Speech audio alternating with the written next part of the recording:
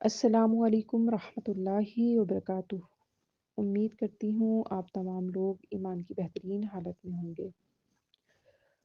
ہم مخارج کے بارے میں پہلے پڑھ چکے ہیں، اب ہم بات کرتے ہیں صفات کی۔ صفات کس کو کہتے ہیں؟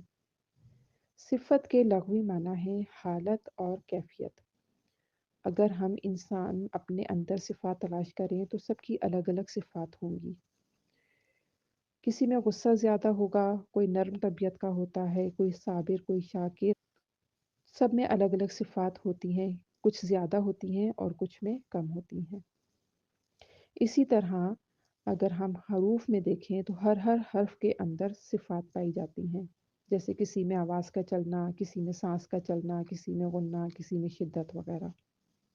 صفات دو طرح کی ہوتی ہیں، صفات لازمہ اور صفات عارضہ۔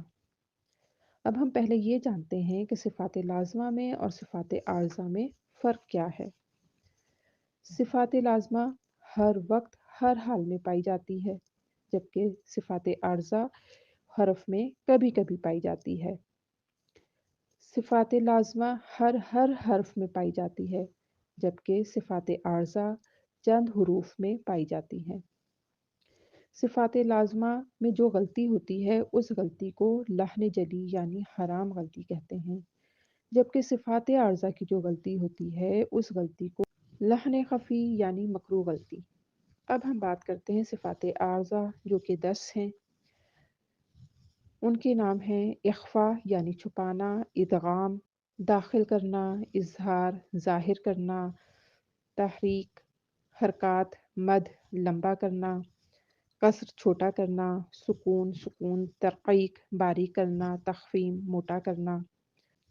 اسی طرح اب ہم آتے ہیں صفات لازمہ کی طرف۔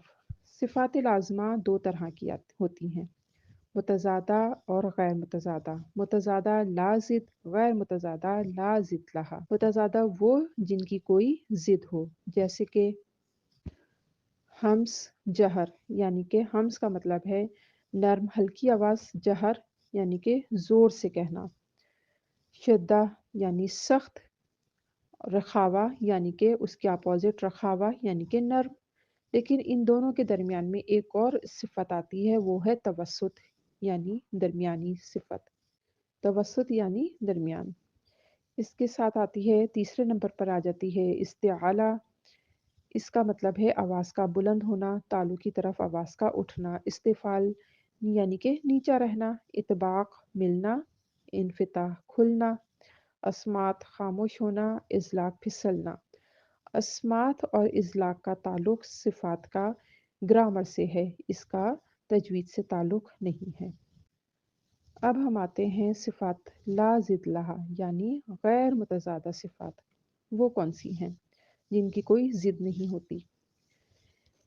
ان صفات کو کہتے ہیں، یہ صفات ٹوٹل ہیں 9 صفات ہیں۔ یہ 9 صفات میں ہر حرف میں نہیں ہوتی، یہ کسی میں کوئی یہ صفت ہوگی شامل تو کسی میں کوئی صفت، جیسی کہ سفیر۔ سفیر کا مطلب ہے سیٹی، تیز آواز، سیٹی جیسی تیز آواز۔ یہ زا سین صاد میں ہوتی ہے، قلقلہ قاف طا با جیم دال یعنی اس میں حروف کا حرکت کرنا، ہلنا۔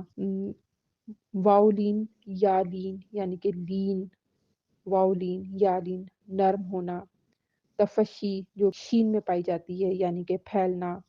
انحراف یہ لام اور رام میں ہوتا ہے یعنی کہ ہٹنا۔ تقریر یعنی کہ دہرانا، یہ صرف را میں پائی جاتی ہے۔ استطالہ یعنی کہ دراز ہونا، یہ ضاد میں پایا جاتا ہے۔ اسی طرح غنہ میم اور نون میں، اور سب سے آخر میں ہے خفض، الف واو یا ہائی ضمیر میں یہ صفت پائی جاتی ہے۔ میرے ساتھیوں، امید کرتی ہوں کہ آپ لوگوں کی صفات کے بارے میں آپ کو کچھ معلوم ہوا ہوگا۔ باقی انشاءاللہ تعالی جب ہم اس کے بارے میں ڈیٹیل سے پڑھیں گے تو مزید ان کو ہم آسانی کے ساتھ سمجھانے کی کوشش کریں گے۔ اس وقت تک کے لیے مجھے اجازت دیجیے۔ سبحانک اللہم و بحمدک، اشہد ان لا الہ الا انت، استغفرک و اتوب الیک۔ السلام علیکم ورحمۃ اللہ وبرکاتہ۔